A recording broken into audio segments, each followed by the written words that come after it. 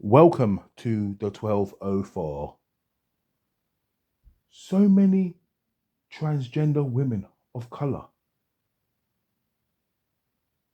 have been murdered.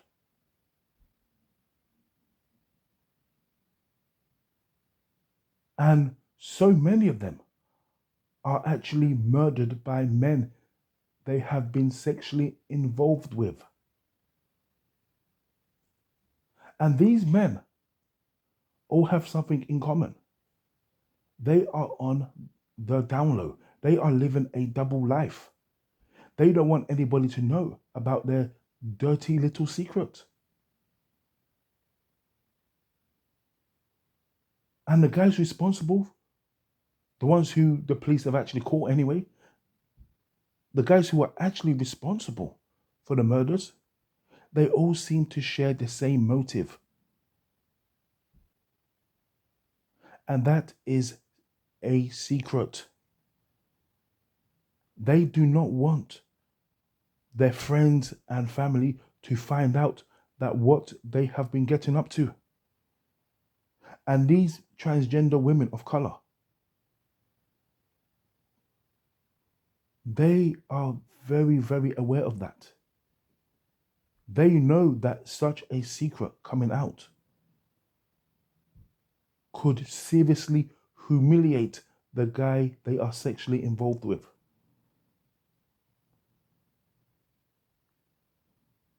And some of these transgender women use this to their advantage. They use it to blackmail these men, to coerce these men, and to control these men.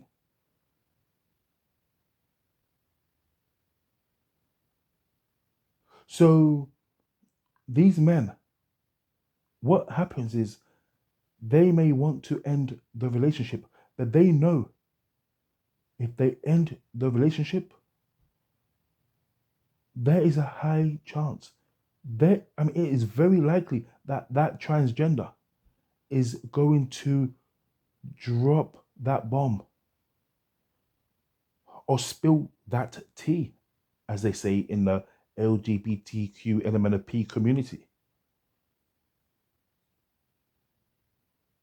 So the download man then thinks, do you know what? I'm going to put a stop to it rather than dealing with it after. And rather the secret not come out. And the download man, he is prepared to go to extreme lengths. I'm talking murder in order to stop that dirty little secret from coming out.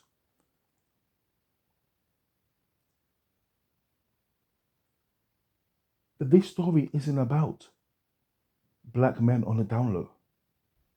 Take a look at the screen, at the thumbnail. This is Joshua Valum. Joshua Valum is obviously a white man. Joshua Valum was on the download. Joshua Valum did murder a transgender he was sexually involved with. But this is a different story to the usual story that we hear about involving trans women who have been murdered. Yes, Joshua Valum was on a download. However, Joshua Valum, he was out and proud with his transgender lover. Now, that sounds like a major contradiction, but let me just explain. So those black men who murder, their transgender sexual partners, what makes them different from Joshua Valum is those guys were hiding. They were hiding in the dark when it came to the transgender women they were involved with. But Joshua Valum was hiding in plain sight. So Joshua Valum, he was in a full-blown relationship with a transgender who goes by the name Mercedes. Mercedes was a 17-year-old transgender. Joshua was a gang member. Joshua went everywhere with Mercedes because in Joshua's head, Mercedes wasn't what the trans community would refer to as clockable. Now, no disrespect to Mercedes, and it's not me trying to disrespect the dead, but I did think that was a bloke.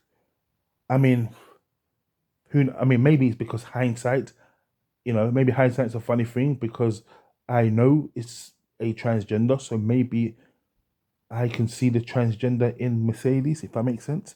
But anyway, I digress. So Joshua believed that Mercedes was not clockable, unclockable. He believed that Mercedes was a passing transgender, that nobody will clock that this is a transgender. So Joshua and Mercedes, they did everything. He took her out on dates. He took Mercedes to meet his friends. And this is where it all went wrong. Because Joshua is a gang member. And he took Mercedes to, it was like a barbecue, it was like a party with all of his gangster buddies. And he took them around his gangster mates. You see them all posing in the picture, a big group of them. And what happened was, when he left, some of his gangster mates, they pressed him. They said to him, "Yo, that looks like a dude. Are you sure that's not a dude?"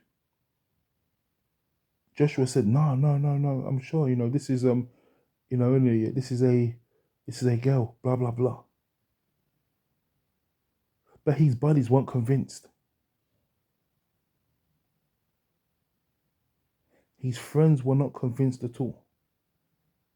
Now, I just want to say this though, because I might have skipped, I might have fast forwarded the story a bit. So when you watch the documentary, early in the documentary, so if you see the story he gave to the police, he told the police that him and Mercedes, they were a couple, and he only kissed her. They were only kissing. He told the police that that Mercedes did not want to put out. She did not want to have sex with him because Joshua said he assumed she was a good Christian girl and she wanted to wait until marriage. His words.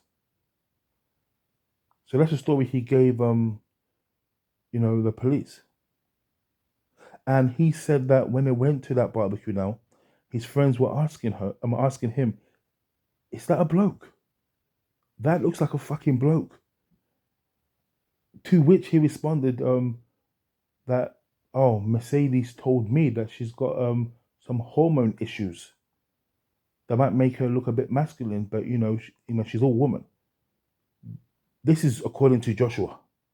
And then what happened was, Joshua's story, this is Joshua's story now, they're in the car, in the middle of nowhere, in the woods, and then he's making out with her.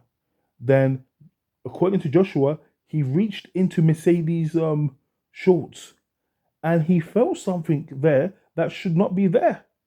And he said he blacked out, and he got the hammer, and I'm not talking about a pistol. How gruesome. And then he proceeded to smash Mercedes on Mercedes' head.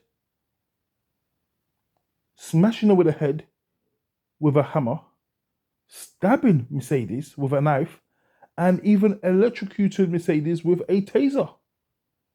This is real violent stuff. And after doing that, he then buried Mercedes in a shallow grave. And then he tells his dad, and then his dad calls the police.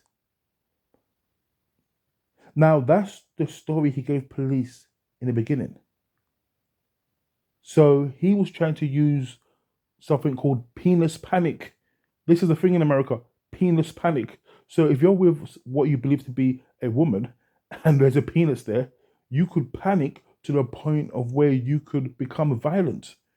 And that's actually a defense only in America.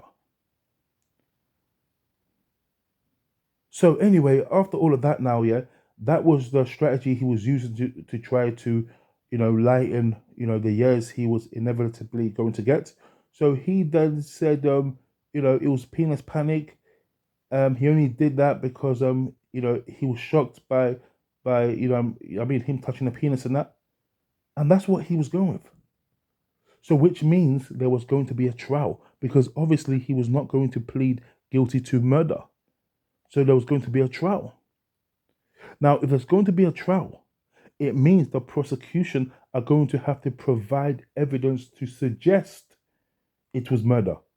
And how can they do that? What their main weapon was the prosecution then had to prove that he knew it was a trans.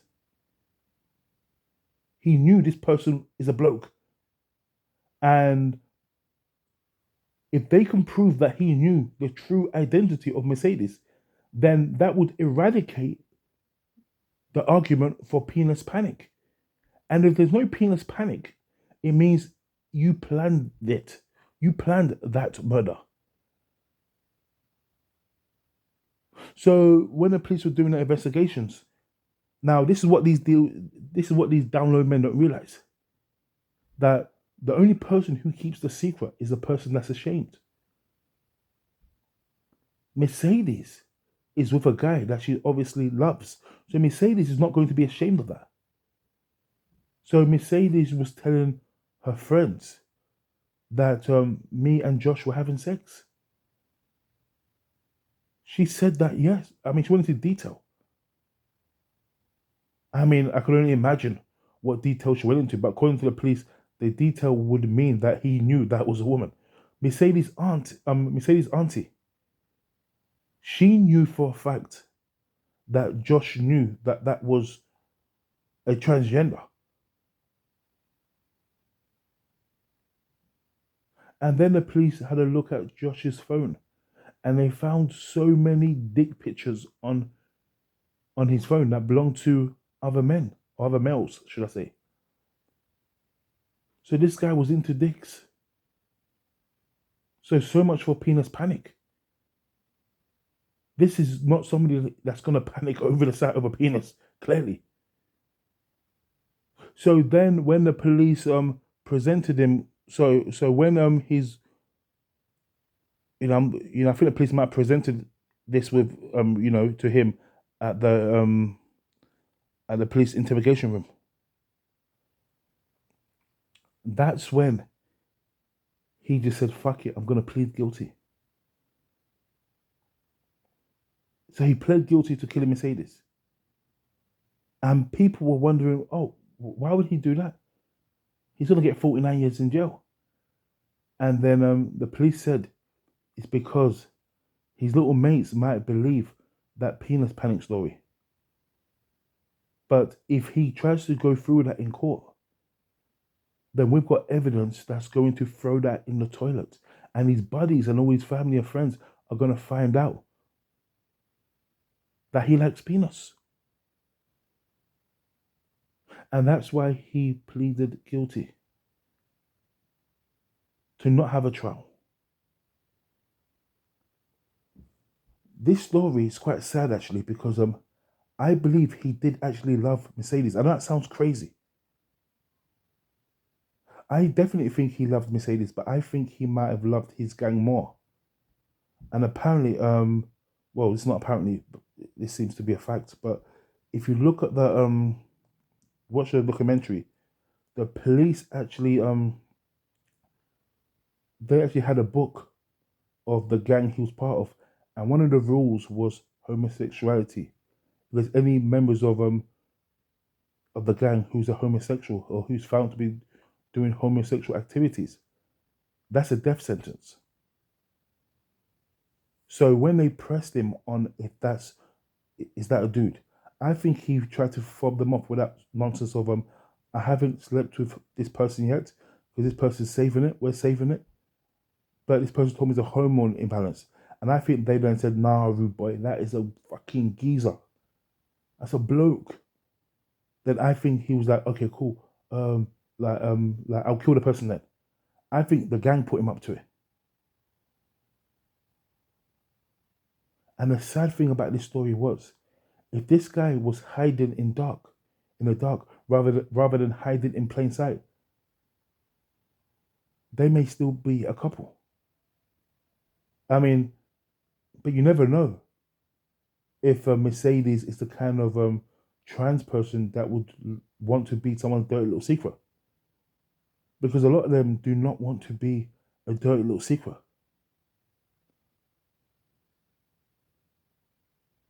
And this guy had to kill someone that he obviously cares about because they were proper loved up. And that's why I say it's different from the usual transgender and download murder stories that we usually hear. Because in those cases now, whenever there's a black trans woman murdered by a black download man,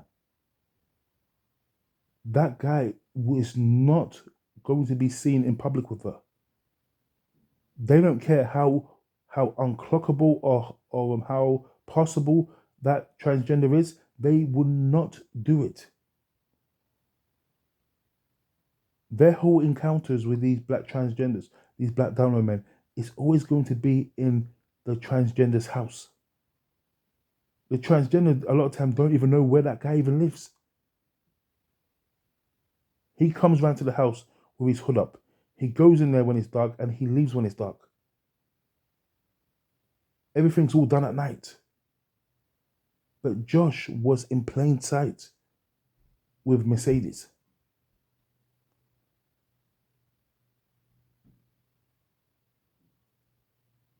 So yeah, Zesty Downlow. I'm gonna tag you in this video because I think this is a story that is worthy of being on your great channel. I definitely think you should put this up. Peace.